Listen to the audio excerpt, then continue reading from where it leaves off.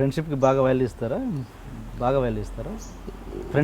Friends అంటే నేను value నాకు పెద్ద ఫ్రెండ్స్ ఎవరు ఉన్నారు సార్? నాకు బయట ఫ్రెండ్స్ ఎక్కువ సార్ సినిమాల కంటే. నాకు నా ఫ్రెండ్స్ అందరూ నా అదృష్టం ఏంటంటే నాకు హెల్ప్ చేసేవాళ్ళుగా నేను ఎవరికి హెల్ప్ చేసే పొజిషన్లో లేరు. అది ఓకే.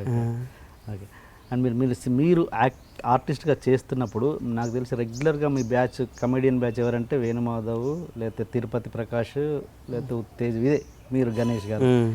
ఏ ఫ్రెండ్ హీరో ఫ్రెండ్స్ అంటే మీరే ఇంకా బ్యాచ్, ఇంకా వేరే వాళ్ళు కనబడేది కదా.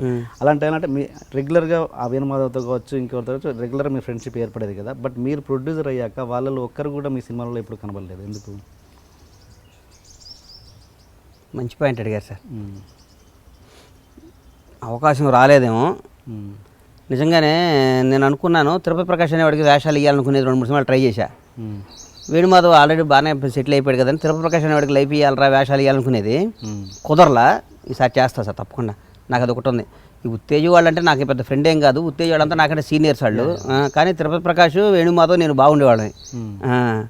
మేమందరం ఉత్తేజ్ని ఇప్పుడు అన్నానే పిలిచేవాడిని. ఉత్తేజ్ మేము ఇన్స్టిట్యూట్కి వచ్చేటట్టుగా ఉత్తేజ్ మాకంటే అప్పటికెప్పుడు కళ్ళు టైం నుంచి ఉన్నాడు.